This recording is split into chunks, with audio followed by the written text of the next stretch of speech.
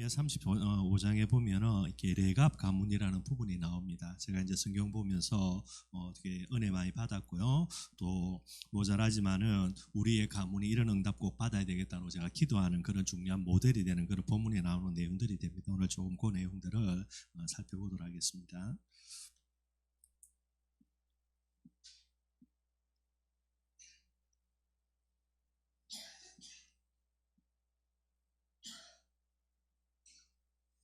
저와 여러분들이 복음을 갖고 있다라고 이야기하고요, 복음의 사람이 맞다라고 이야기할 때에 우리가 정말로 꼭 받아야 될 응답이 바로 오늘 레갑 가문의 모습이 되게 됩니다. 그래서 나로 말미암아 아니면 우리 윗대로 말미암아 시작된 이 복음 운동이요, 예수님 재림하는 그날까지 반드시 지속이 돼야 되는 게 제일 중요하고 또 가장 가치 있는 응답이고요.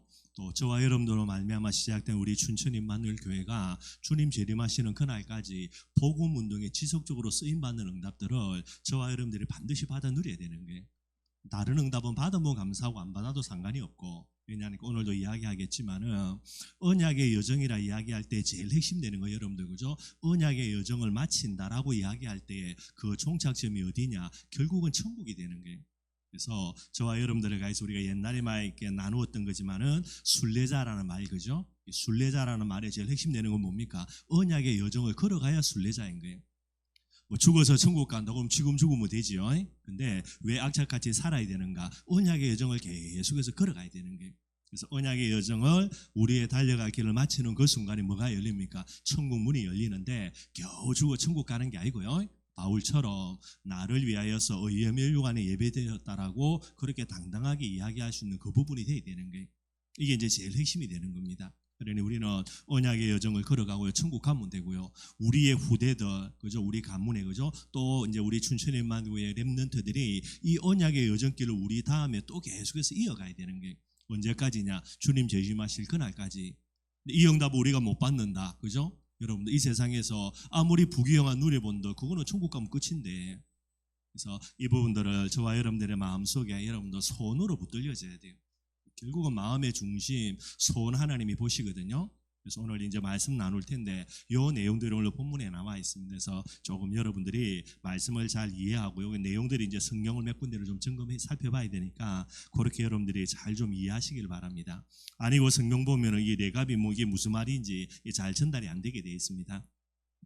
이번 주 여러분들 계속해서 언약의 비밀들을 이번 한 달 동안에 이야기하면서요, 진짜 참된 언약을 잡은 사람은 누구냐? 언약의 여정 걸어가야 돼요.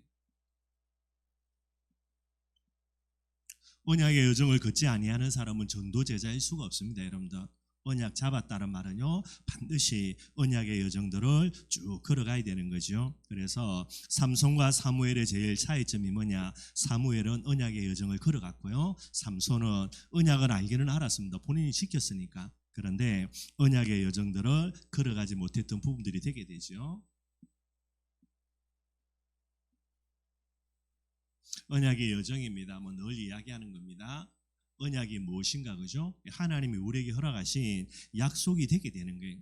많은 사람들이 신앙생활에서 제일 먼저 어디부터 얻어 걸렸냐? 하나님이 우리에게 하신 약속이 이 언약이구나. 이게 이해가 안 돼요, 여러분들. 그러니 언약이라는 부분들을 하나님이 우리에게 하신 약속이다, 절대 불변의 진리다, 이게 이제 마음속에 와닿지가 않게 되는 겁니다. 그래서 여러분들 이 자체가 안 되니까 신앙생활이 틀리게 되는 거예요. 시작부터 틀리니 가면 갈수록 계속 엉망되게 되는 거예요. 저와 여러분들 꼭 이해되어 있죠? 늘 이야기하는 겁니다. 그리스도죠.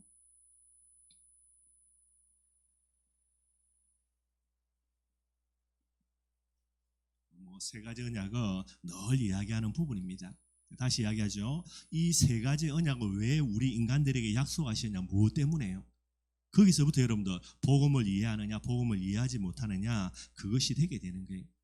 저와 여러분들이 절대로 우리 힘으로 해결할 수 없는 그런 많은 저주와 재앙들 누구 이름으로요? 그리스도 이름으로만 해결할 수 있습니다. 그래서 이 예수 그리스도 이름으로 모든 문제를 해결받은 저와 여러분들이 됩니다. 늘 이야기하는 거, 그리스도가 최고의 축복되는 거예요. 그리스도가 최고의 축복으로 붙들려지지를 아니하니까 그렇게 신앙생활하면서 많은 겁니까? 여러분들 늘 언제나 욕심에 사로잡혀 가지고요, 욕심이 채워지냐고. 하나님은 우리의 욕심을 채워주는 분이 아닌데요. 그러니 그리스도 하나로 만족이 안 되어지니까 늘 언제나 욕심 속에, 늘 언제나 원망 불평 속에, 그게 신앙생활이라. 신앙생활 아니죠, 여러분들. 성경은 이야기합니다. 범사에 감사하라. 이해가 안 되지. 어떻게 감사하냐. 그 여러분들 신앙생활 안 되는 거고요. 임마누엘 이야기합니다. 최고의 능력이라 그랬죠. 왜 하나님이 우리에게 하나님이 우리와 함께 한다라는 언약 주셨냐? 하나님이 나와 함께 하지 않으면 안 되기 때문이거든요. 그게 하나님의 판단이라. 그 빨리 결론을 내려야 되지. 그런데 하나님이 우리와 함께 하지 않으면 안 되는 인간이 저와 여러분들이에요. 이 부분에 답이 안 나니 늘 언제나 내 능력 가지고, 그죠? 내 능력으로 모자라니까 누군가의 도움 바라보고, 그게 무슨 신앙생활이 되냐고요. 그러니 늘 언제나 이 부분 하다가 됩니까? 안 되지. 그러니 여러분도 안 되는구나, 못하는구나, 늘 언제나 핑계대다가 세월 다 보내고 앉아있고요. 바울이 이야기합니다. 내게 능력 주시는 자 안에서 나는 뭐든 할 수 있다. 그죠? 이게 우리의 본질인데 언약입니다. 세계복음화라는 부분들이 됩니다. 여러분들, 저와 여러분들이 구원받았거든요. 구원받고 난 이후에 뭐 회복하지 못하면요, 세계복음화의 최고의 가치 회복하지 못하면요, 저와 여러분들의 인생은 처음부터 끝까지 방황이에요. 우리는 어디 갑니까? 죽어서 지옥 안 갑니다. 여러분들, 죽어서 지옥 갈 것 같으면 세계복음화의 가치는 가장 쓸모없는 가치지. 돈이 최고라. 그래서 여러분들, 돈 하면서요, 하나님도 없고 부모도 없고 돈이 최고가 돼서 달려가는 사람이 오히려 갈등 안 해요. 지옥 갈 사람이 여러분들, 그죠? 착하게 바르게 열심히 사는 거, 이 목표를 가지고 살아간다. 그 사람은 일평생 갈등하는 거지. 저와 여러분들은 천국이라는 답이 나와 있는데 세계복음화를 최고의 가치로 불뜨지 못한다. 영원히 방황하는 게 영원히 안 맞으니까 여러분들. 그러니 끝까지 방황하다가 여러분들 갈등하다가 결국은 시간 다 낭비하고요, 죽어서 겨우 구원받는 거죠.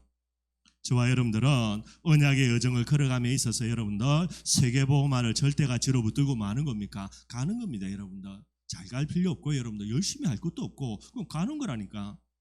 이거 다 가는 그 순간 이제 하나님 앞에 우리가 부름받아 갈 수 있는 그런 내용들이 되는 거예요. 그래서 여러분들 늘 이야기하는 거지만은 다시 한번요, 왜 하나님이 내게 이걸 언약으로 약속하시냐? 다른 건 많은데 너무나 소중하고 중요한 내용들 많이 있는데 해필이면 이거 줬냐? 아니면 안 되기 때문에 그래요. 여러분들 여기에 저와 여러분들이 딱 결론 내리면 되는 거죠. 그러니 이 하나님의 언약을 나의 언약으로 딱 붙든다. 그때부터 우리가 뭐가 됩니까? 언약의 사람 되는 거예요. 저와 여러분들이 누가 돼야 됩니까? 우리는 언약의 사람, 그죠? 우리 뭐 복음서가 늘 안 보니까 나비록 연약하지만, 그죠? 언약의 사람이라는 부분들을요. 언약의 사람이 뭡니까? 여러분들 그리스도 가지고요,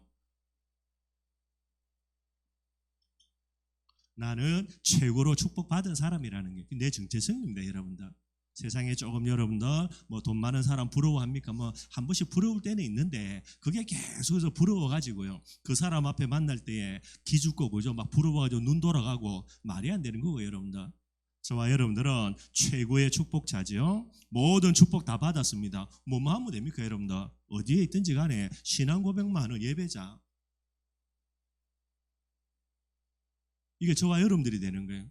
이 예배자라는 말은 나는 그리스도 최고의 축복 다 받았다, 이런 것들도 고백하는 내용이 되게 되겠죠. 하나님이 우리와 함께합니다. 임마누엘 가지고요, 최고의 능력자 아닙니까? 그래서 여러분들 못한다, 할 수 있다, 이 자체가 다 틀린 거고요. 뭐만 하면 되냐? 하나님이 내 안에 남과 함께합니다. 뭐만 하면 되죠? 하나님의 뜻과 계획 놓고 기도하면 되는 거예요. 여러분들 뭐 더 이상도 필요 없고 뭐 더 뭔가도 필요 없고요. 저와 여러분들은 세계복음화라는 절대 가치를 우리가 붙든 겁니다. 그래서 우리는 최고의 가치 있는 사람, 가장 소중한 사람이라는 게, 이 나라의 대통령이 소중한 게 아니고, 그죠? 가장 소중하고 가치 있는 사람은 저와 여러분들이 되게 되는 거예요. 그래서 나의 가치 생각하고요, 저와 여러분은 뭐 하면 됩니까? 영적 싸움 계속 싸우는 전도자라. 이게 여러분도 내 자신의 본질이 되고요, 우리의 정체성이 되게 되는 거예요. 복음이라는 부분들이 정확하게 발견되어져서 그 안에 있는 내가 발견이 안 되어지면 언약의 사람으로 갈 수가 없게 되게 되는 겁니다.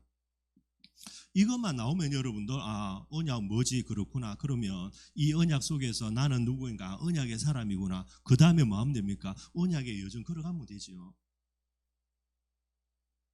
그래서 늘 이야기하는 거, 그죠? 세 가지 여정, 여러분들 예배자의 여정, 오늘까지 그죠? 소민이하고 슬기하고 수협이 지금까지 몇 번 띵가 묻는데 오늘까지 띵가 묻었다 그러면 이제 제가 부르려고 그랬거든요. 이것들이 정신 못 차린다고. 근데 다행히 그래도 좀 알아듣고 왔는지 뭐 어떻게 왔는지는 모르겠는데 예배드리러 와가지고 뭐 잔소리는 안 들어먹을 것 같고요. 여러분들 잘하고 못한다가 아니라 뭐 해야 됩니까? 하나님이 나를 우리 가정 가문에 예배자로 불렀다니까요. 여러분들 춘천에 삼천 제자를 두고 예배자로 부른 거고요. 삼천 제자가 우리 교회에 몰려와서 앉아있다, 그거는 중요한 게 아니고, 아니 삼천 제자 우리 교회에 몰려와서 앉아있으면 우리가 무슨 상관있습니까? 여러분들 그 사람들 다 데리고 휴거 돼가지고 천국 올라갈 겁니까? 여러분들 물론 좋겠죠. 뭐 목사인데 3천 명 앉아 있다. 뭐 그래서 어깨 힘들어 갈 거예요, 그죠? 그 사람들이 헌금하면 뭐 사례 조금 많이 받을 수 있을 거고요. 늘 이야기하는 거, 그래 본다 하루에 5개 묻겠습니까? 그럼 빨리 가지. 절대로 중요한 게 아니라니까, 여러분들. 다 지나가는 거. 우리의 본질은 뭡니까? 순례자의 여정, 언약의 여정을 걸어가는 거. 언제까지? 천국 가는 그날까지. 그러니 어찌 보면 반대로 그죠? 삼천제자 와야 되는데 안 앉아 있고 그죠? 100명도 안 앉아 있으니까 더욱더 힘내가지고 언약 여정 걸어가야지. 그게 더 복이라, 그게 더 축복이 된다라는 게, 순례자라는 비밀들을 꼭 우리의 마음속에 담아야 되고요. 예배자의 여정 걸어가면 됩니다, 여러분들. 기도자의 여정이죠. 계속해서 가정 가문 두고 춘천 현장 두고 그죠? 우리의 주위에 있는 현장을 두고요. 계속해서 하나님의 나라와 의를 계속해서 기도하면 되는 거예요, 여러분들.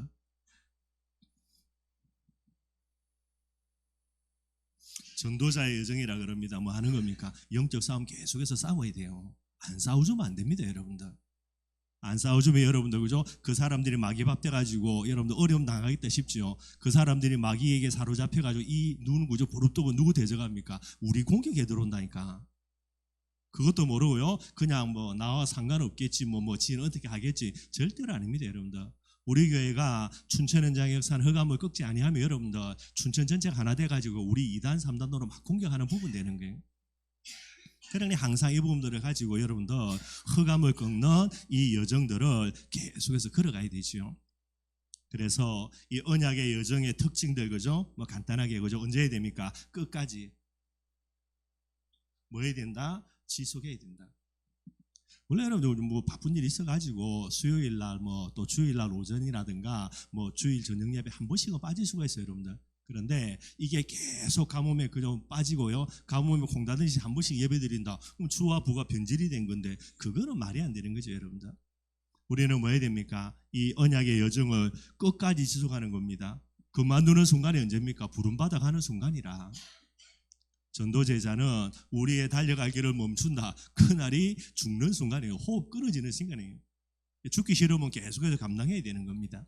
그게 뭐 우리 마음대로 되는 건 아니지만은요. 이거 다 감당하고 난 다음에 하나님이 오라며 할렐루야 아멘하고 가는 거예요. 무슨 발걸음으로? 진짜 의에 멸류관을 하나님이 나를 위해서 예배해 놓았구나. 이 당당함 가지고요. 죽음이라는 이 문을 넘어서 천국으로 당당히 입성에 들어가는 거예요. 그게 전도제자예요, 여러분들.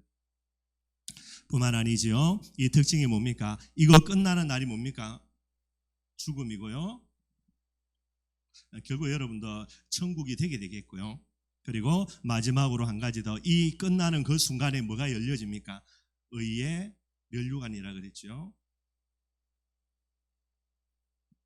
저와 여러분들이 일평생에 전도 많이 했다고 하나님이 의의 면류관 주겠습니까?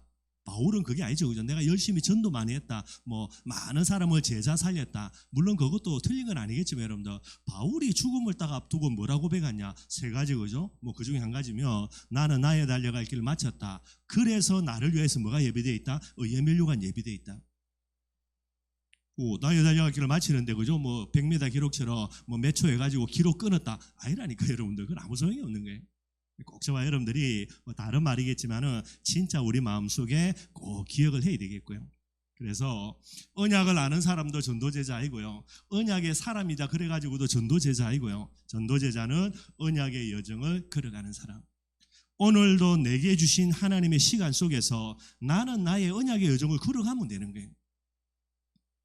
어려운 거 아니잖아요, 여러분들. 그죠? 중심만 딱 가지고 조금만 이 비밀 갖고 있으면 되니까 이게 전도제자입니다.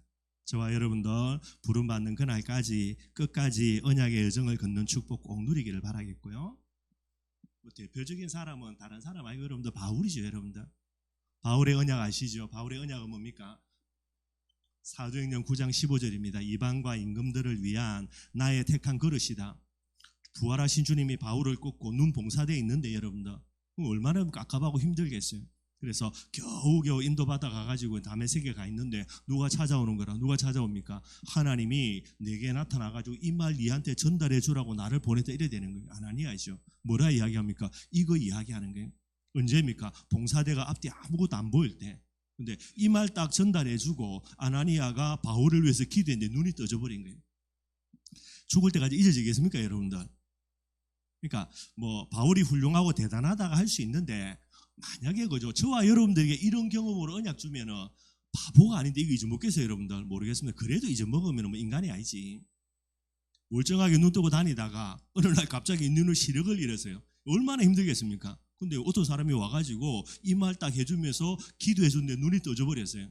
그 여러분들 이런 경험 속에 바울이 여러분들 이 언약을 잊어먹을 수가 없는 거예요. 저와 여러분들은 이런 체험, 이런 기적, 이런 이적 하나도 없는데 이게 내 마음속에 영원히 잊히지 아니한다. 저와 여러분들 죽어서 천국 가가지고는 바울보다 아마 더 크게 아마 하나님이 칭찬할지도 모르겠고요. 이렇게 해서 바울이 이 하나님의 언약을 나의 언약으로 딱 붙들게 됩니다. 이 언약을 가지고 바울이 계속해서 기도하는 중에 뭐가 나옵니까 여러분들? 언약의 여정이 나오는 게 그게 여러분들 로마가 되는 거예요. 사도행전 19장입니다. 여기에서 내가 로마도 보아야 하리라. 사도행전 9장에서 사도행전 19장까지는 여러분들 꽤 많은 시간이 흘러가요. 그 시간 속에 이게 보인다는 말은 그 정도로 바울이 복음에 깊게 그리고 이 언약 속에 뿌리를 내리게 되게 되고요. 그 다음에 바울이 이야기합니다. 이게 딱 보여서 이게 보여지니까 이걸 놓고 뭐를 정하는 겁니까? 그 다음 장이죠. 그죠? 20장에 나의 달려갈 길 언약의 여정들 쫙 나오게 되고요. 그 다음부터는 마음 됩니까? 계속 가는 거예요. 그러다가 바울의 마지막입니다. 우리가 잘 알죠? 디모데후서 4장 7절요. 바울이 이야기합니다. 이제 다 마쳤다는 거예요. 뭐 바울이 언제 죽는데 안다 이런 것 개념이 아니고 바울이 계속해서 진짜 언약의 여정을 가다 보니까 이제 내가 언약의 여정을 다 간 거구나 이게 온다니까요. 그러니 하나님이 나를 불러가겠구나. 어떻게 불러가겠습니까? 그 당시 네로 시대니까 하나님이 나를 로마 복음화를 위해서 가장 거룩한 순교의 제물로 나를 불러가시겠구나. 이게 보여지는 거예요. 그래서 디모데에게 그냥 갈 수는 없으니까 가장 아끼는 후계자니까요. 바울 이후에 로마 복음화, 세계 복음화 여러 가지 응답의 문들을 진행해야 되니까 디모데에게 이야기합니다. 이게 여러분들 바울의 인생이에요. 이것도 참 아름다운 인생이지만 마지막에 바울이 이야기하기를 나를 위하여서 의의 면류관이 예비되어 있다라는 거예요.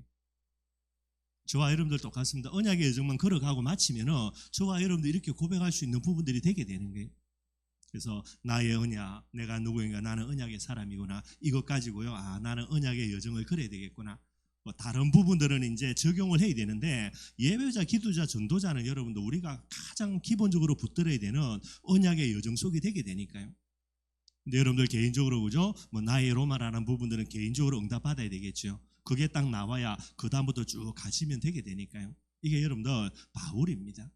바울의 시작 언약 가지고요. 바울의 진행입니다. 언약을 계속해서 묵상하면서 나의 언약으로 맞들고 그 속에서 나오는 나의 언약의 여정을 찾아낸 거예요. 그래 놓고는 가는 거지. 하나님이 부름받을 그날까지. 이게 바울의 전인생이에요. 뭐 많은 걸 이야기하지만은요. 이번에 여러분들 이제 사무엘을 조금 한번 살펴봤고요. 여러분들 사무엘 이전에 뭐부터 남아야 되냐? 결국은 한나입니다. 여러분들 한나에게 하나님이 뭐를 주셨습니까? 고통을 주셨죠. 여러분들 왜 우리에게 고통이 옵니까? 예수는 그리스도 모든 문제 해결자인데 알아야 된다니까요. 한나는 여러분들 아무리 건강하고 남편이 자기를 아무리 사랑해줘도 한나는 죽었다 깨어나도 애 못 낳아요. 애 낳을 수가 없습니다. 여러분들 왜 그러냐? 한나는 하나님이 지명하여 부른 사람입니다. 무엇을 위해서? 350년 저주와 재앙을 꺾는 하나님의 가장 간절한 소원이 나신이라는 이 축복을 낳을 그런 거룩한 태가 되는 거예요. 이걸 여러분들 어떻게 하다 보니까 우연히 낳는다. 그런 법이 없지. 그럴 수가 없지. 그러니 한나는요 이거 깨닫지 못하면 죽었다 깨어나도 안 돼요. 만약에 지금 이 시대에 태어났다. 한나가 여러분 인공수정 1000번 만번을 해도 안 되는 거라. 아무리 돈을 써도 안 되는 거예요. 성경에는 뭐라 이야기했냐? 한나가 무엇입니까? 아이 낳는 거 하나님이 막아버리는데 뭐. 그러면 그냥 뭐 아이 없이 살면 되는데 조금 부끄럽게 또 이상한 여자 하나 보내냐가요. 얼마나 괴롭히는지 모르고 여러분들.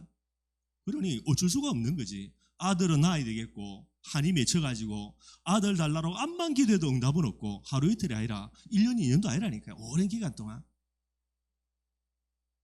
전도제자인 저와 여러분들에게 진짜 문제가 있다. 여러분들 깨달아야 됩니다. 여러분들. 아니면 안 되어지는 거예요. 근데 한나가 이 고통 가운데 있는데 어느 날 뭐 하는 겁니까? 한나가 발견합니다. 뭐를 발견합니까? 여러분들 아들이 아니라니까. 본인의 소원은 아들이죠. 하나님의 소원은 뭡니까? 그런 아들이 아닌 거예요. 여러분들 나신이라는 거예요. 누구를 통해서 하나님이 먼저 보여주셨습니까? 삼손을 통해서 보여주신 거예요. 그래서 한나가 발견하는 거 하나님의 필요 딱 발견합니다. 그리고 이 하나님의 필요가 뭐가 됩니까? 내 필요가 되는 거예요. 원래는 나의 필요 아들인데 하나님의 필요 나실이 알겠습니다. 하나님. 내게 아들 주시며 뭐라고요? 이 아들을 나실인으로 어느 기간이 아니라 일평생 전인생을 하나님께 드리겠습니다. 하나님께 기도해 버리는 거예요. 이게 이제 한나의 뭐가 됩니까? 서원이 되게 되죠. 근데 여러분들 그죠? 응답받기 전하고 응답받고 난 이후하고 제가 볼 땐 대부분의 삶이 많이 달라져요. 뭐 그죠? 화장실 가기 전하고 나오고 다르다 그러는데요. 근데 한나는 어떻습니까? 서원한 대로 이걸 하나님 앞에서 실행을 하게 됩니다. 그래서 젖될 때까지 기다리고요. 만 6세 이야기하는 사람도 있고 뭐 만 3세 이야기하는 사람도 있고요. 그죠? 뭐 4세 이렇게 될 수 있고요. 하여튼 다 그 정도 시기예요, 여러분들. 언제입니까? 제일 귀여울 때, 그죠? 너무나 귀여울 때. 자기 가슴 속에 정말로 담겨질 그때 여러분들 이 사무엘을 어디로 보내버립니까? 예루살렘 성전으로 보내버리게 되는 거예요. 나중에 여러분들 하나님이 얼마나 기뻐했던지 한나에게 아들 셋을요, 딸 둘을 덤으로 주시게 되게 되는 거예요. 그렇게 해서 이 한나가 이제 사무엘을 하나님께 드려버리게 되니까요. 그럼 사무엘은 자기 의지와 상관없이 사무엘은 어떻게 됩니까? 어려서부터입니다. 그냥 어린 게 아니에요. 여러분들 진짜 뭐 5, 6 이 정도 될 때 이때부터 엄마 아빠 품을 떠나가지고 예루살렘 성전에서 살아야 되는 거예요. 근데 가보니까 이상한 놈들이 있습니다. 그게 누구? 엘리의 두 아들이라 한 놈이 명을 또 뭐 붙어보겠는데 이게 또 두 놈이 돼가지고 그죠? 숫자도 게임이 안 되고요. 또 엘리는 제사장이고 뭐 사무엘도 이제 레위 족속이지만은 원래는 자기 집이 아니니까 그죠? 그러니 이놈들이 좀 착하면 되는데 늘 언제나 사무엘 갈구고 또요 이 두 사람이 악을 쓰고 사무엘을 갈구는 게 얘는 이제 엄마 아빠 품 떠나 있고 근데 중심이 있으니까 늘 하나님 앞에 서 있는데 요 두 놈은 불량배들 맨날 사람들이요 사무엘 비교하면서 나쁜 놈들 이래야 되니까 얘들이 또 악이 바치는 거예요. 그래서 죽자 사자 누구 괴롭힙니까? 사무엘 괴롭히는 거예요. 그러니 엄마 아빠 품 떠나 있지 계속 자기 괴롭히지. 그리고 어떻게 됩니까? 늘 언제나 하나님의 언약궤 옆에서 살 수밖에 없게 되는 거예요. 그래서 성경에 보면 이 사무엘이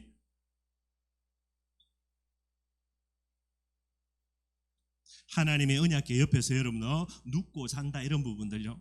알아야 될 게 언약궤는 어디에 들어있습니까? 지성소 안에 들어있어요.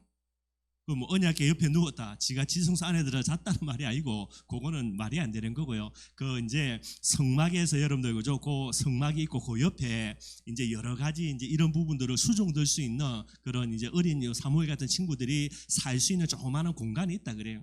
거기서 이제 늘 생활하는 거예요, 여러분들.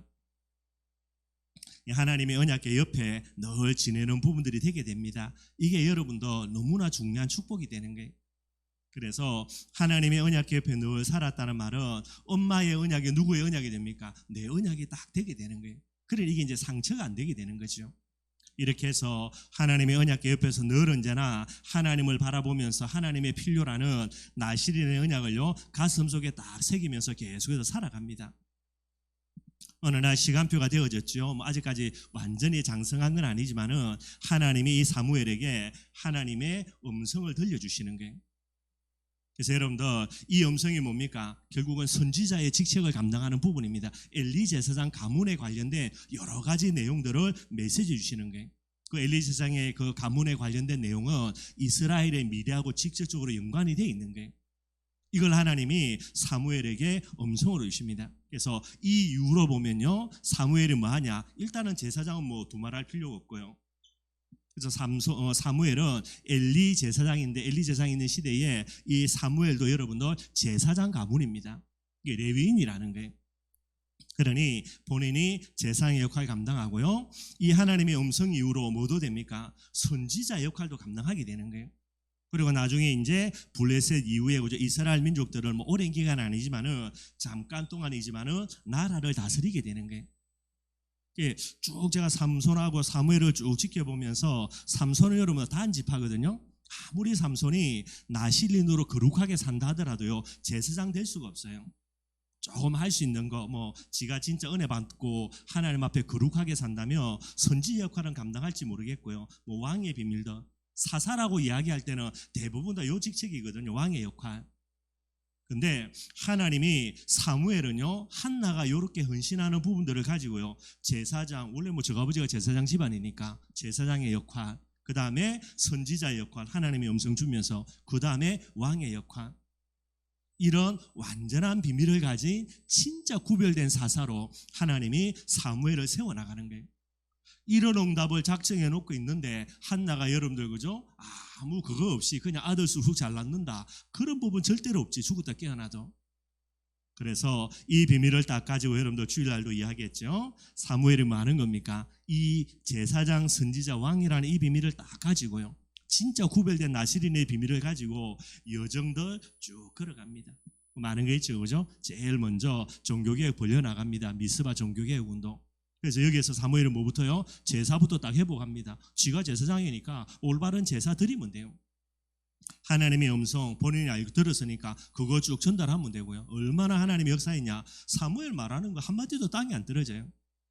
그래서 뭐 주원인가 그러는데 그죠? 뭐 그거 가지고 이게 애 이름 지었더라고요. 저는 참 잘 지었다 싶더라고요, 여러분들. 이런 응답과 축복들요. 그리고 왕이 되어 있는 동안에 여러분들 블레셋 꼼짝 못합니다, 여러분들. 이렇게 언약의 여정 걸어가고요. 그 다음에 에베네셀의 기념비 세우고 마지막에 사무엘의 그런 기도 제목요. 내가 너희를 위해서 기도하기를 쉬는 죄를 범하지 아니하겠다. 그 정도가 아닙니다. 뭐 하는 겁니까? 다윗에게까지 기름을 붓게 되고요. 그래서 여러분들 언약의 여정을 쭉 걸어갔는데 사무엘이 죽고 난 이후에 하나님은 더 큰 응답이 이렇게 버려요. 누구를 통해서입니까? 다윗을 통해서.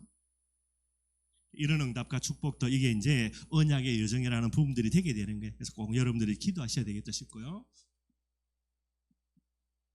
오늘 본문 보도록 하겠습니다. 오늘 본문은 여러분들 레갑이라는 이 가문을 통해서 하나님이 중요한 교훈들을 이스라엘 민족들에게 주시게 되는 거예요. 그래서 오늘 2절 말씀에 보니까 1절에는 뭐 요시야 왕의 아들 요야김 때 하나님께서 말씀 주셨다. 요야김은 여러 이스라엘이 멸망당하기 그죠? 그 전의 왕이에요. 요야김, 그 다음에 요야긴, 그 다음에 이제 시드기야, 이렇게 아마 될 겁니다. 그러니 요때 준 건데요. 뭐 내용이 뭐냐니까 그죠? 2절에 보니까 뭐라고 되어 있냐면 너는 레갑 사람들의 집에 가서 그들에게 말하고 그들을 여호와의 집 한 방으로 데려다가 포도주를 마시게 하라는 거예요. 2절에 누가 나오냐? 레갑 가문이 나옵니다. 이게 이제 어떤 집안이냐라는 건데요. 뭐 간단하게 몇 가지 하면요. 역대상 2장 55절에 보면은 역대상 2장 55절에 보니까 그게 제가 읽어보겠습니다. 이는 다 레갑 가문의 조상 함맛에게서 나온 겐 종족이더라 그랬어요. 그래서 이제 함맛이라는 부분들은 이제 어떠한 지명 같습니다. 뭐 이렇게 이제 뭐 역사학자들 이야기하는데 그건 중요하지 않고요. 여기에 뭐라 그랬냐? 겐 족속이라는 거예요. 겐 족속에서 이제 레갑 가문이 나와지게 되게 됩니다. 그러면 겐 족속이라는 이게 이제 어떤 족속이냐 이렇게 이야기할 때에 민수기 10장에 보면요. 이제 모세가 이스라엘 백성을 출애굽에 나왔습니다. 그래서 이제 광야길을 걸어가야 되죠. 그래서 이 광야길을 걸어가야 되는데 이제 모세가 이제 자기의 이제 장인이 이드로잖아요. 그죠? 이드로가 와가지고 보니까 이런 택도 아니거든. 뭐 모든 사람들이 모세 하나만 바라보고 줄 서가지고 재판하기를 기다리고 있으니 이건 뭐 말도 아니지. 그래서 이제 모세가 이야기합니다. 천부장 세우고 뭐 100부장 50부장 세우라고요. 이게 뭐 성령 충만 받아가지고 이대로가 그죠? 그렇게 어마어마한 메시지가 아니고 이거는 뭐 조금만 사리분별했으면 그렇게 뻔한 거예요, 여러분들. 그거는 중요한 게 아니고요. 제가 볼 때는 더욱더 중요한 부분이 된다 할 때에 이 이드로가 모세와 함께 가나안 땅으로 갔다면 그러면 말이 달라지는 거고 제가 옛날에 얘기했던 대로. 그래서 이제 이 이드로는 돌아가 버리고 뭐 이해는 되죠. 모세가 뭐라 이야기하냐? 민수기 10장에는요 이드로의 아들입니다. 여기에는 뭐라 그랬냐면 호밥이라 그래요. 호밥이라는 말 뜻이 뭐냐면 뭐 이렇게 처남이라는 그런 뜻도 있다 그럽니다. 그래서 성경에 보면은 이드로라는 단어도 나오고요. 이드로의 또 다른 이름으로 호밥이라는 이름이 나왔는데, 그래서 이드로하고 호밥하고 동명이인이 아니라고 이야기하는데, 호밥이라는 말뜻에 처남이라는 말뜻이 있다. 그래서 또 다른 부분이 됩니다. 그걸 뭐 정확하게 좀 봐야 되는데, 민수기 10장에 보니까 모세가 뭐라 말하냐, 이드로 그죠? 예, 아들입니다. 호밥 보고, 자기 처남이죠. 호밥 보고, 니는 광야에서 오래 살았으니까 이스라엘 백성들이 광야를 지나가지고 가나안까지 가는 길들을 잘 알 테니까 우리의 길잡이가 되어달라는 거예요. 자기 처남입니다, 여러분들. 근데 처음에는 이 호밥이 아니다, 이제 뭐 미디안 족속이니까 요 많은 양떼들을 가지고 있으니까, 그리고 자기 집이 그러니까 뭐 아버지도 이제 미디안으로 돌아갔으니까 나 못 간다, 내가 아버지하고 이렇게 거기서 살아야 되지 뭐 때문에 여기 들어오긴 이래 된 거예요. 처음에는 거절했는데, 다른 성경을 보면 여러분들 사사기 1장 16절에 보면 여기에 보면 어떤 단어가 나오냐면, 여러분들 그죠? 모세의 장인은 겐 사람이라. 그러니까 이제 이드로가 여러분들 그죠? 겐 사람, 겐 족속이라는 그런 게 단어를 씁니다. 그래서 모세의 장인은 겐 사람인데 그의 자손이 유다 자손과 함께 거주하니라. 사사기는 이스라엘 백성들이 가나안을 정복하고 난 후에 이제 그 부분들이 되어 있는 거거든요. 근데 사사기 1장 16절에 보니까 그죠? 이 호밥 겐 사람이라는데, 이 겐 사람 이드로 그죠? 이드로의 후손들이 유다 자손과 함께 거주한다라는 게. 그래서 여러분들 겐 족속이 누구냐? 겐 족속은 이드로의 아들입니다. 호밥의 후손들이 겐 족속이 되게 되는 거예요. 그래서 여러분들 이제 이들이 유다 자손과 함께 이제 거주하게 되게 되는 거죠. 그렇게 해서 이제 계속해서 이 가나안 땅에 이제 함께 거주하는 부분들이 되게 되는 거예요. 그래서 제가 아무도 여러분들 그죠? 뭐 이렇게 이드로와 이드로의 가족 가문의 그런 사람들이 아무도 이스라엘 가나안 땅에 안 들어갔으면은 이제 용사 메시지 하는 대로 이드로가 뭐 중직자 이런 말 할 수는 있겠는데, 근데 여러분들 아버지는 가나안 땅 갖고 그냥 자기 미디안으로 갔고 호밥이 따라갔다니까요. 가나안 땅에. 그 왜 따라갔겠습니까? 잘 먹고 잘 살라고. 그게 아니고요, 언약 때문에. 그래서 가나안 땅에 가가지고 얘들이 어디 정착하냐? 유다 자손들, 이들과 함께 섞여가지고 그 속에서 살게 되는 거예요. 그래서 이제 이런 부분들을 여러분들이 잘 이해하시면 되겠고요. 레갑 가문이 나중에 나오는데 이 사람들은 어디 사람들이냐? 겐 족속입니다. 누구지요? 언약 하나 바라보고 아버지 버리고 가정 가문 다 뭐 가정에 그러겠지만은 가문과 민족 다 버리고 언약 때문에 이스라엘 백성들과 함께했던 호밥의 후손들이 이제 그 중에서 레갑이라는 이런 가문들이 나와지게 되는 거예요. 이들에게 하나님이 뭐라 이야기하냐? 이들을 다 데리고 가가지고 하나님이 뭐를요? 포도주 먹이라는 게. 이게 하나님의 명령입니다, 여러분들. 그래서 이렇게 이제 명령을 하기 때문에 예레미야가 여러분들 이제 3절에서 5절에 보니까 이 레갑 가손들을 다 모아가지고 어디로 데리고 갑니까? 성전에 있는 한 방으로 데리고 가가지고 거기 가서 포도주 꺼내놓고요, 야 너가 이거 물어, 하나님이 너희 보고 데리고 와가지고 포도주 먹이라 했다, 요래 이야기해가지고 포도주 꺼내놓고 먹으라는 게, 이게 이제 3절부터 5절에 나옵니다. 그런데 이렇게 이야기를 하는데 여러분들 6절에서 10절이에요. 여기에 이 레갑 가문의 사람들이 뭐라고 이야기하냐면 제가 간단하게 한번 읽어보겠습니다. 6절에 보면요, 그들이 이르되, 레갑 가문의 사람들입니다. 우리는 포도주를 마시지 아니하겠노라. 못 먹겠다라는 게, 하나님이 거룩한 그의 종입니다. 예레미야를 통해 가지고 야 너희들에게 하나님이 포도주 먹으라 했다. 포도주 먹으면 되지 뭐, 간단한 거 아닙니까, 그죠 여러분들?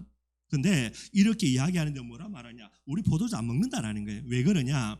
레갑의 아들 우리 선조 요나답이 우리에게 명령하여 이르기를 너희와 너희의 자손은 영원히 포도주를 먹지 말라. 7절에는요, 집도 짓지 말고 파종도 하지 말고 포도원을 소유하지도 말고, 그 다음에요, 평생 동안 장막에 살아라. 그래야면 너희가 머물러 사는 땅에서 너희의 생명이 길리라. 이게 어떤 내용이냐면 여러분들, 왜 포도주를 안 먹냐? 그들의 조상 중에 요나답이라는 사람이 있는데 이 요나답이요, 모든 후대들에게 뭐라고 교훈을 내렸냐? 첫째 뭐 하지 말라? 포도주 먹지 말라. 포도주는 여러분들 우리는 술이라는 개념인데 이스라엘은 여러분들 여러 가지 용도로 쓰이는 중요한 거는 식용 중에 하나입니다, 여러분들. 물론 많이 먹고 취해가지고 이것도 술이기 때문에 문제도 있지만은요. 포도주는 약용으로 쓰이기도 쓰이고요, 뭐 소화제로도 쓰이기도 쓰이고 급할 때는 물 대용으로 쓰이기도 쓰이고 뭐 여러 종류가 되는 거예요. 근데 요나답이 뭐라 말하냐? 후손들 다 불러놓아놓고 너희들 포도주 먹지 마. 두 번째 여러분들 뭐를 이야기하냐면 농사 짓지 마라는 거예요. 농사 짓지 말고 뭐 하는 겁니까? 너희들 계속해서 유목생활하라는 거예요. 가나안 땅에 정착해 있는데 여기서 뭐 해야 됩니까? 농사 지어야지. 가나안 땅은 농경사회거든요. 그런데 이스라엘 이 자기 후대들 너희들 농사 지으면 안 되고 유목생활 계속 하라는 거예요. 유목생활 할 것 같으면 여러분들 가나안 동쪽에 살아야 되지. 루벤 지파, 그 다음에 뭐 므낫세 지파하고 이렇게 갓 지파까지 해가지고 그 사람들은 유목에 유리한 땅, 그 땅을 자기들이 차지했잖아요. 근데 가나안 땅 들어가가지고 유목은 불편한데 유목하고 농사 짓지 말라는 거예요. 또 다른 한 가지 더 기가 막힌 거, 너희들은 뭐 하지 말라? 집 짓지 마. 어디서 살라고요? 집 짓지 말고 장막에서 살라는 게, 천막에서 살라는 게, 이게 이제 요나답의 어쩌면 유언이 되게 되는 겁니다. 그래서 하나님이 내갑 족속도 가문의 사람들 다 불러 모아가지고 뭐요? 술 먹어라, 포도주 먹어라. 근데 이 사람들 우리 못 먹는다. 왜 못 먹냐? 우리의 조상인 요나답이 먹지 말라 그랬다. 이것만 말 그만 게 아니고 농사도 짓지 말고 유목생활하고 집도 짓지 말고 장막에서 살아라 이래 된 거예요. 근데 여러분 이게 왜 이러냐? 요나답이 누구냐라고 이야기할 때 여러분들 이게 어디에 나오냐면 열왕기하 10장에 나옵니다. 요나답이라는 인물이 이제 열왕기하 10장에 나오는데 요나답으로 나오는 게 아니고요, 여호나답으로 나와요. 열왕기 10장의 내용이 뭐냐면 여러분들 그 이전의 내용은 아합이라는 왕이 등장해가지고 북쪽 이스라엘을 완전 우상으로 초토화시킵니다. 그래서 마누라를 누구를요? 이세벨이라는 이방 여자 딱 데리고 와가지고요, 얼마나 우상숭배하냐? 아예 그냥 본격적으로 북쪽 이스라엘 전체를 완전 우상으로 만들어버려요. 그래가지고 하나님이 도저히 안 돼가지고 북쪽 이스라엘을 멸망시키기로 딱 작정하신 이 주범이 이제 아합이고요, 그 마누라가 이세벨이 되는 거예요.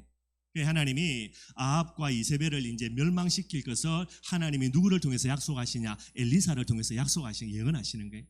엘리야를 통해서요. 그래서 엘리야에게 하나님이 그죠? 이제 호렙산에서 이야기하는 거, 뭐를 세우라? 하사엘을 왕으로 기름 부어라. 그 다음에 북쪽 이스라엘입니다. 예후를 왕으로 기름 부어라. 그리고 네 후계자 엘리사를 기름 부어라. 요걸 이제 하나님이 호렙산에서 명령하신 거예요. 거기서 예후가 누구냐? 아합 가문을 완전히 멸망시키고요. 그래서 그 뒤에서 왕이 되는 사람을 예후라는 거예요. 그래서 이 이제 왕하 10장에 보니까 이 내용대로 이 예후가 이제 왕으로 등극하는 그런 부분들이 됩니다. 그래가지고 이제 이 여러 가지 그런 일들을 진행해야 되는데 누구를 이제 픽업을 시키냐니까요. 요나답입니다. 요나답을 찾아가가지고 요나답하고 이야기해요. 내가 지금 하나님의 명령에 저 우상 숭배하는 아합 가문 이제 완전히 멸절시키라고 하나님에게 명령 주셨으니까 내하고 함께하자. 아마 여러분 이제 이 요나답이 하나님을 사랑하는 중심과 여러 가지 부분이 있었겠죠. 그러니 이제 이렇게 유언을 하는 건데 그걸 가지고 그래서 이 요나답이 이 예후하고 이제 힘을 묶어 가지고요 이세벨 가문을 완전히 초토화시킵니다, 여러분들. 그래서 뭐 아합은 죽는 것뿐만 아니고요 이세벨도 죽이고 뭐 후대들 다 죽여버리고 당연히 이제 그 다음에 뭐가 됩니까? 여기 나와 있던 대로 예후가 이제 왕이 되게 되는 거죠. 그래서 이 요나답이 예후가 왕 되면은 진짜 온 나라를 하나님께 우상 없애고 하나님을 믿는 이 믿음 회복하는 부분들로 마음속에 생각을 했는가. 그래서 생을 걸고 도왔지요. 근데 이 예후 이게 여러분들 진짜 화장실 갈 때하고 나올 때가 다른 놈이에요. 그래서 이세벨과 이 아합의 가문을 죽이는 이 일에 요나답 같은 이런 인물들과 함께 동맹해가 힘을 합쳐가지고 얘들을 다 물러냅니다.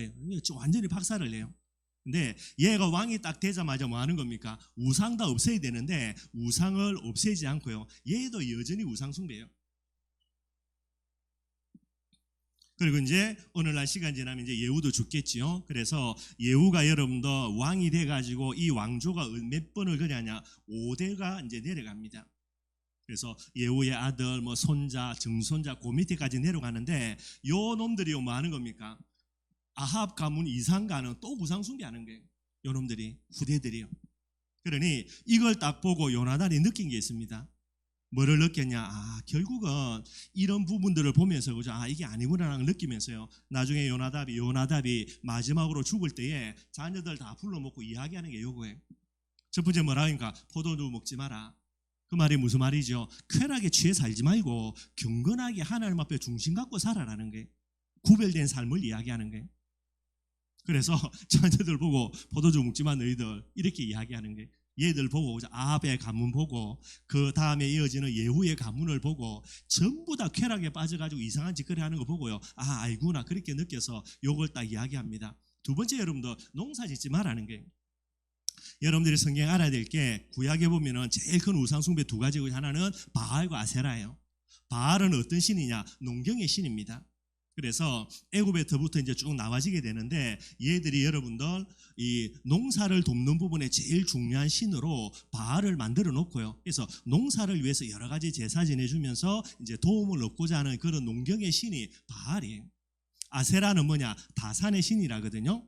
그러니까 이 아합 집안뿐만 아니라 이 예후 집안도 결국은 우상 숭배하는 게, 그래서 농사 지으면 뭐 한다? 결국은 바알과 아세라 우상 쪽으로 갈 수밖에 없으니까 아예 차단시켜 봅니다. 뭐 하지 말라, 우상하지 마 그냥.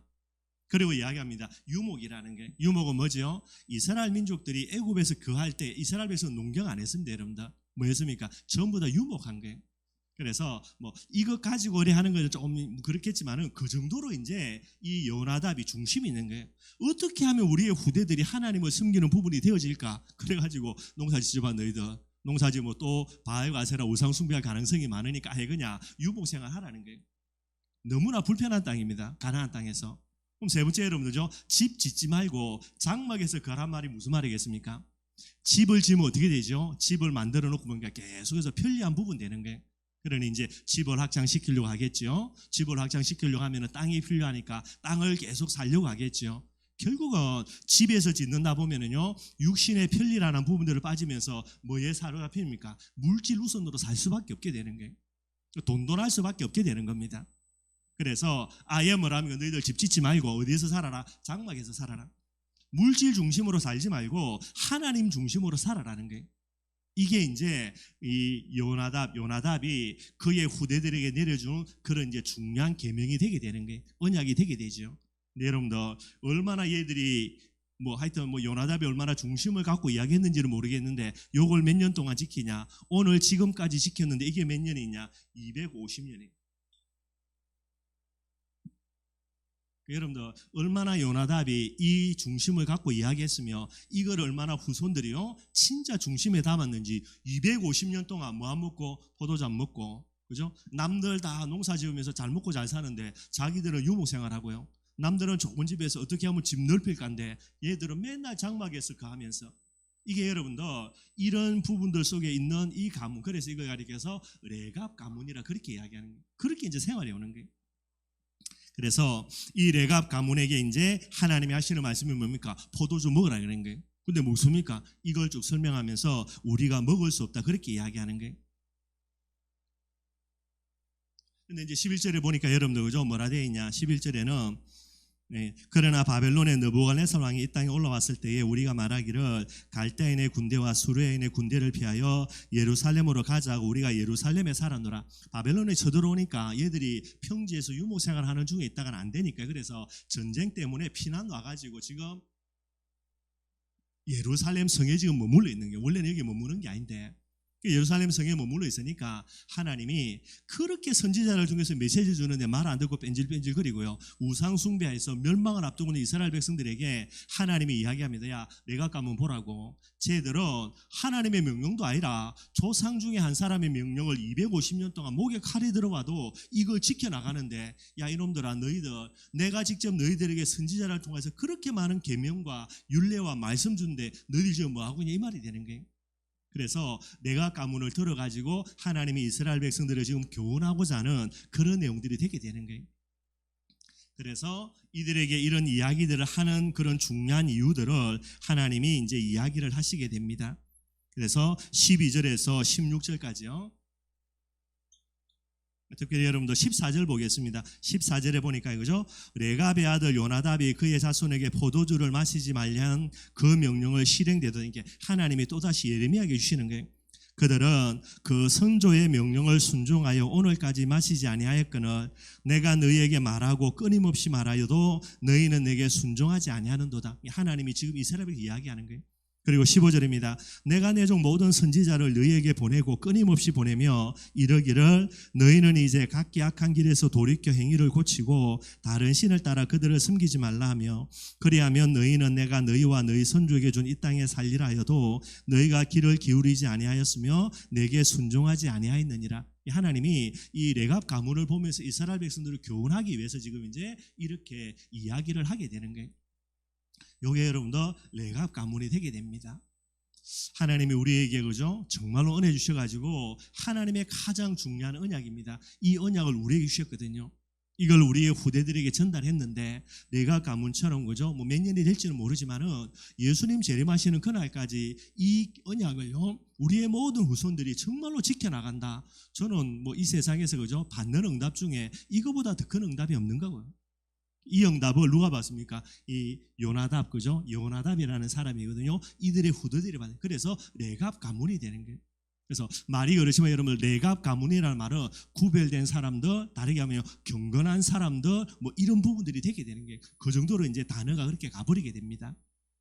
많은 거 이야기할 수 있겠지만 여러분들 그죠? 정말 우리 하나님 은혜 기억한다면 이게 진짜 우리의 마음의 소원이 돼야 돼요. 뭐 여호수아가 이렇게 감질러도 이스라엘 백성들이 나중에는 많은 우상숭배 하는데 그죠? 정말로 우리의 마음속에 이 비밀을 담고요. 진짜 우리가 살아있는 동안에 후대들을 위해서 이겨놓고 기도하고 이 중심이 후대들에게 정말로 전달되어질 수 있도록 우리가 진짜 좀 몸부림친다면 그렇겠지만은 그렇게 해야 되는 거예요, 여러분들. 그리고 우리 가문뿐만 아니라 우리 교회도 마찬가지입니다. 우리 후대들이요 주님 오시는 그날까지 우리 춘천 임마누엘 교회가 진짜 복음의 교회, 그죠? 구별된 교회, 이런 교회로 응답 누리면 되는 거예요. 그러면 여러분들 천국에서 여러분들 저와 여러분들 얼마나 하나님이 칭찬할지 모르게 되는 거예요. 여기 여러분들 레갑 가문이라 레갑 족속이라 이야기합니다. 그러면서 여러분들 오늘 본문 읽었죠? 17절 18절이에요. 이렇게 정말로 선조의 그런 언약이지만은 어떻게 하든지 하나님 편에 서려고 몸부림치는 이들요 250년 동안 하나님이 어떻게 응답 줍니까? 오늘 17절이겠죠. 그죠? 아까 읽었죠? 18절이고 18절 보면요. 이렇게 했기 때문에 그러므로 19절이면 죄송합니다. 18절 19절입니다. 19절요. 만군의 여호와 이스라엘의 하나님께서 이와 같이 말씀하시니라 레갑의 아들 요나답에게서 내 앞에 설 사람이 영원히 끊어지지 아니하니라.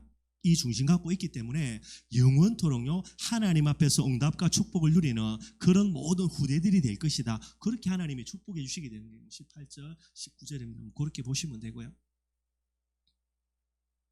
오늘 여러분들 레갑 가문 조금 살펴봤습니다. 제가 이제 성경 쭉 옛날에 통독해 가면서 참 은혜가 되더라고요.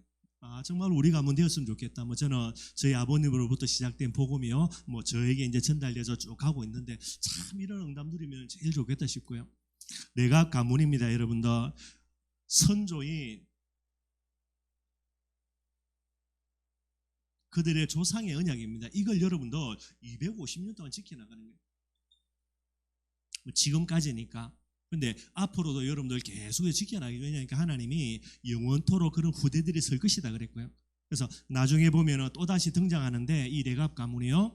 포로에서 돌아와 가지고 예루살렘 성전을 건축하면서 예루살렘 성벽을 이제 마무리 짓잖아요. 그죠? 여기에 누가 나오냐? 레갑 가문 중에 한 사람이 그 일들을 감당하게 되는 거예요. 계속해서 중요한 순간에는 레갑 가문 등장해가지고 하나님의 축복 응답을 누려나갑니다. 그러면은 전도 제자인 저와 여러분들은요 여러 가지 이야기하지만 제일 먼저 언약입니다. 그리스도 임마누엘 세계복음 언약 뭐가 돼야 됩니까? 내게만큼은 절대 진리 돼야 돼요. 우리에게만큼은 다른 사람은 모르고 다른 사람이 이야기할 거 없고요. 그리고 우리는 뭐 해야 됩니까? 이 언약의 사람 돼야 됩니다. 꼭요. 그래서 이 언약의 사람으로 언약 안에서 발견된 나의 모습이 뭐가 됩니까? 이게 내 진짜 자아야 돼요. 그죠? 이거 안 되어지니까 여러분 그죠? 과거에 우리의 상처 가지고 우리가 어떻게 하면 전부 다 나를 비난하고 있고요. 또 옛날 내가 잘난 거 있다면 그것 가지고 맨날 교만해지고 앉아있고 가짜인데 진짜가 아닌데 진짜의 내 모습은 복음 안에 있는 최고의 축복자로 예배자, 최고의 능력자로 기도자, 최고의 그런 가치 있는 사람으로 전도자 이게 전부 다인데 이게 꼭 저와 여러분들 발견돼야 되고요. 그 다음에 뭐 해야 됩니까? 우리만이 아닙니다, 여러분들. 언제까지? 예수님 재림하실 때까지. 나와 우리 후대를 통하여서, 그죠? 우리 교회를 통하여서 뭐 하는 겁니까? 언약의 여정. 이걸 지속해야 되는 거예요, 여러분들.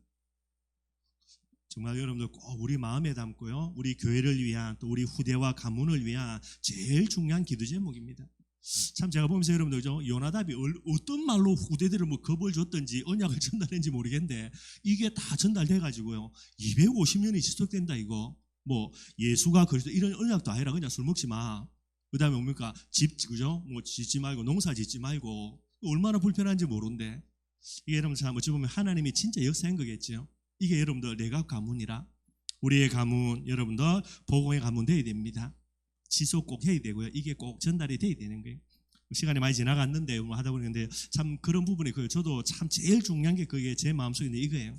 저와 여러분들이 이런 응답 속에 함께 계속해서 응답 누리기를 주님의 이름으로 축원드리겠습니다. 우리 말씀 생각하면서 찬송가 380장 찬양하겠습니다.